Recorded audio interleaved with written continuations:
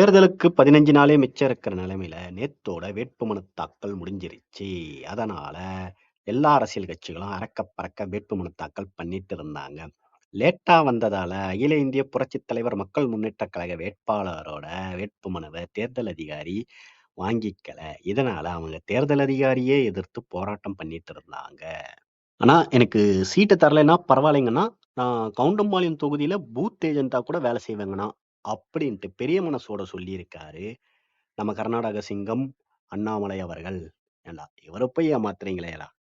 பாண்டிச்சேரியில நம்ம அண்ணன் சீமான் தொண்டை தண்ணி வத்த கத்தி கத்தி பிரச்சாரம் பண்ணிட்டு இருக்கும் போது அந்த பக்கமா போன தற்குறி ஒண்ணு டிவிக்கே டிவிக்கே அப்படின்னு கத்த, அண்ணன் அந்த பையனை பிடிச்சி நடா தம்பி டிவி போறியா அப்படின்னு கலாய்க்க, இதனால டென்ஷனான சகத்தம்பிகள் அந்த தற்குறியை பிடிச்சு பொல பொலன்னு பொழந்துட்டு இருக்காங்க.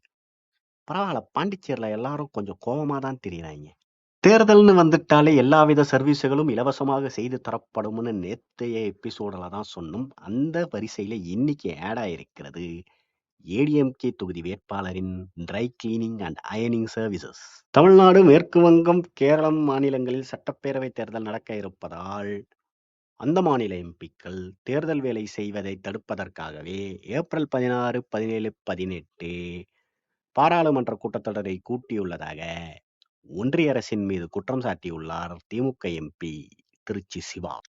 மற்ற கட்சிக்காரங்களாம் கொடுத்த டைம் பத்தலன்னு ஓடி ஓடி போய் பிரச்சாரம் பண்ணா, தாவேக தலைவர் விஜய் அவர்கள் மழை பெய்யுது கொடுத்த டைம் பத்தல அப்படின்னு தேடி தேடி ஸ்கூல் பசங்க மாதிரி ரீசனை சொல்லி பிரச்சாரத்துக்கு லீவை போட்டுடுறாரு. ஸோ நம்ம தலைவர் வருவாருன்னு பார்த்தா வேலைக்காவாது, அவரை மாதிரியே ஒரு பொம்மையை ரெடி பண்ணி ஜீப்ல கட்டி பிரச்சாரத்தை ஸ்டார்ட் பண்ணுங்கடான்ட்டு அந்த கட்சி வேட்பாளர்கள் புது யுக்தியை ஸ்டார்ட் பண்ணிட்டாங்க. பாலிடிக்ஸ் பேசுறான், பாலிடிக்ஸ்.